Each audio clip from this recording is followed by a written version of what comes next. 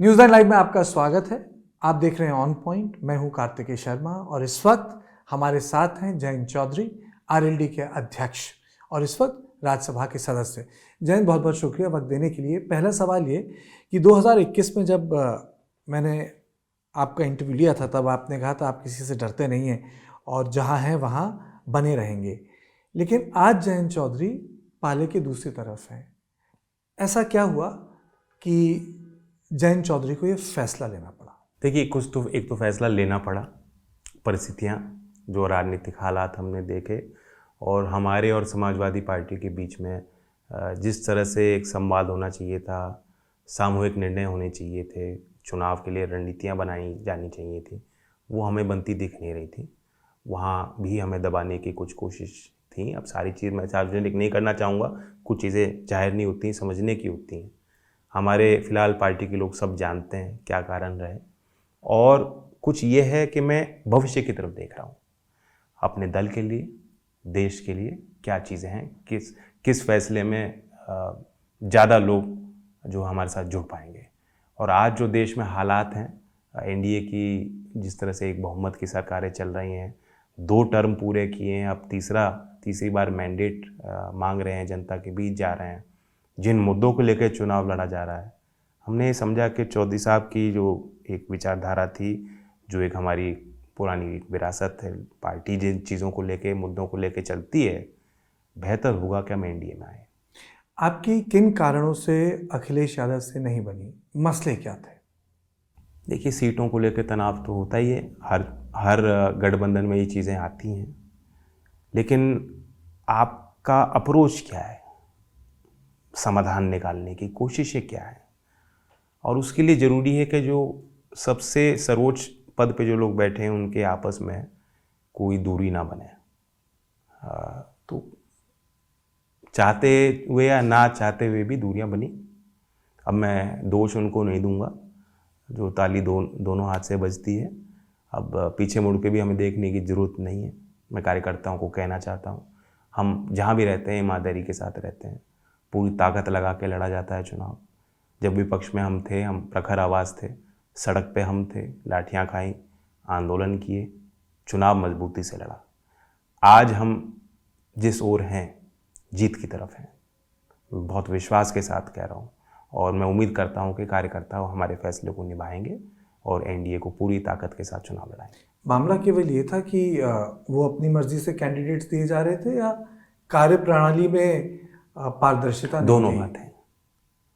मैं अपने दल के लिए जिम्मेदार हूँ। मैंने समाजवादी ज्वाइन नहीं करी है, वो अपने दल के लिए जिम्मेदार है।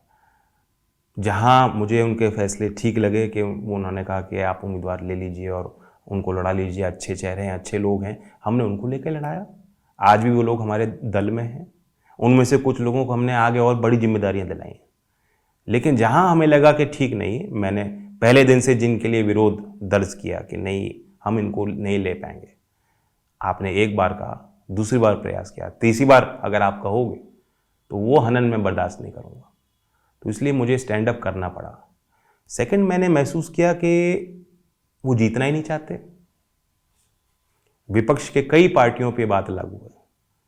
वो विपक्ष नाम का है, वो दिखाने को है, सबकी वास्तव में लड़ाई कुछ और उस तरह की साजिश जब मुझे उसकी बू आने लगी, इंडिया की बैठकों में मैं बैठा, मुझे लगा कि कोई तालमेल नहीं है, कोई रणनीति नहीं, कोई इच्छा शक्ति ही नहीं लड़ने की, कोई आगे देश के लिए हमें क्या लेके, किन मुद्दों को लेके चलना है, जनता तक उनको कैसे पहुंचाना है, कैसे कैसे कार्यक्रम होंगे, कोई रूपरेखा बनाने को तैयार नहीं। इन हालातों को देखते हुए मैं दोबारा अंधकार में और एक गड्ढे में अपने कार्यकर्ताओं को नहीं धकेल सकता था।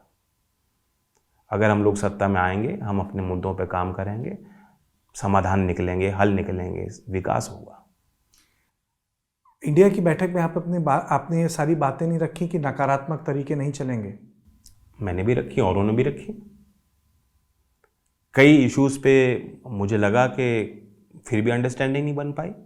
दिल्ली की बैठक में मैंने साफ 2 टूक कहा कि आप बार बार ईवीएम पे सवाल उठाते हो। उसी प्रक्रिया के अंतर्गत आपको चुनाव लड़ना है, या तो आप कह दीजिए कि हम जो है बहिष्कार करेंगे। हम बिल्कुल नहीं मानते। एक तरीके से आप जनता के फैसले को भी नकार रहे हैं, देश के लोकतंत्र को आप खुद कमज़ोर कर रहे हैं, ठोकर मार रहे हैं, ये कह के कि हम बिल्कुल विश्वास नहीं करते। और दूसरी तरह आप उसमें आप लाइन में खड़े हैं कि हमें भी वोट दे दो, ईवीएम में आज हमारे निशान पे बटन दबा दो, लेकिन ईवीएम में कुछ गड़बड़ है। तो कोई एक कन्फ्यूजन सा लगा। इन बातों में कोई तारतम्य नहीं है।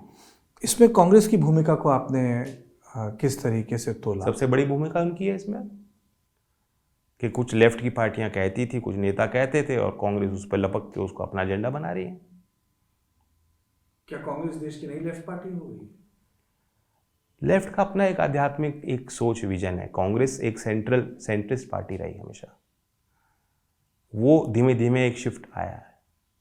ये बहुत बड़े पद पे विराजमान कई कांग्रेसियों ने इस तरह के सवाल पूछे हैं, चाहे वो सामाजिक क्षेत्र में उनकी रणनीति हो, पॉलिसी हो, और आर्थिक क्षेत्र में तो जो भी सरकार आती है वो तो कैपिटलिस्ट हो जाती है, इसलिए मैं वो दोष उनको नहीं लगाऊंगा। लेकिन ओवरऑल एक इश्यूज़ पे ऐसा लगता है कि सबसे ऊंचे पद पे जो लोग बैठे हैं उनमें और उनके कार्यकर्ताओं के भावनाओं में कोई मेल नहीं है।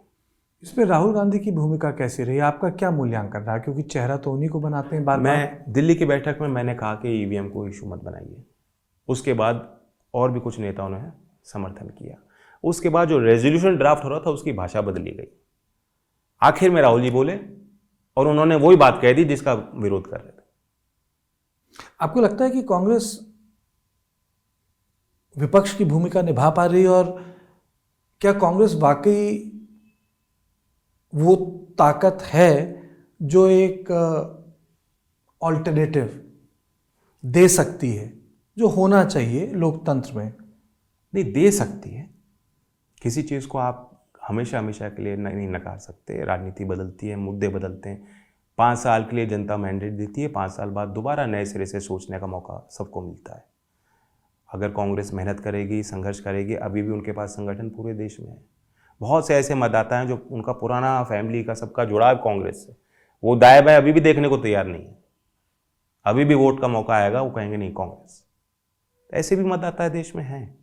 लेकिन अभी जो हालात हैं, अभी 24 का चुनाव बिल्कुल है, समय घोषित हो गया है, चुनाव की प्रक्रिया में सब लोग शामिल हैं। हमारे तो प्रत्याशी घोषित हो गए। कल हम चुनाव प्रचार की पहली बड़ी मीटिंग जिसमें प्रधानमंत्री जी मेरठ आए, उसमें संबोधन करके हम लौट रहे हैं। अभी तक कांग्रेस का कोई क्लैरिटी नहीं है।